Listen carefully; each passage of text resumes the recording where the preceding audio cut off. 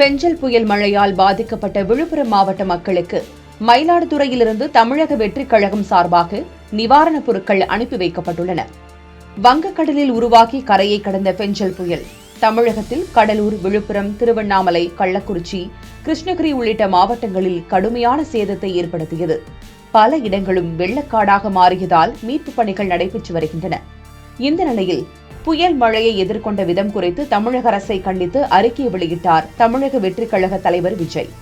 அவரது பதிவில், ஒவ்வொரு ஆண்டும் வரும் புயல் மற்றும் பேரிடரின் போது வருடாந்திர சம்பிரதாய நிகழ்வாக ஒரு சில நாட்கள் பாதிக்கப்பட்ட மக்கள் சிலரை ஆட்சியாளர்கள் சந்தித்து புகைப்படம் எடுத்துவிட்டு தற்காலிக நிவாரணம் கொடுத்துவிட்டு போவதுதான் தீர்வா என்றும், அந்த நேரத்துக்கான தீர்வை தந்துவிட்டதை போன்ற தோற்றத்தை ஏற்படுத்துவதும், மக்கள் துன்பத்தை ஒரு நாள் சம்பிரதாயம் போல நினைத்து அன்றோடு மறந்து விடுவதும் எந்த வகையில் நியாயம் என்றும் கேள்வி எழுப்பியிருந்தார்.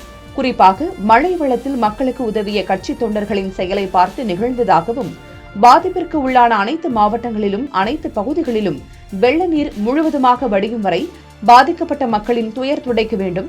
தமிழக வெற்றிக் கழகத்தின் சார்பில் நாம் அனைவரும் மக்களோடு மக்களாக கரம் கோர்த்து நிவாரணப் பணிகளில் ஈடுபட வேண்டும் என்று தொண்டர்களிடம் கேட்டுக் கொண்டார் விஜய். இதையடுத்து தாவைக்கவினர் நிவாரணப் பணிகளை தீவிரப்படுத்தி வரும் நிலையில் மழை வெள்ளத்தால் விழுப்புரம் மாவட்ட மக்களுக்கு உதவிடும் வகையில் மயிலாடுதுறையிலிருந்து தாவேக்க சார்பில் நிவாரணப் பொருட்கள் அனுப்பி வைக்கப்பட்டுள்ளன.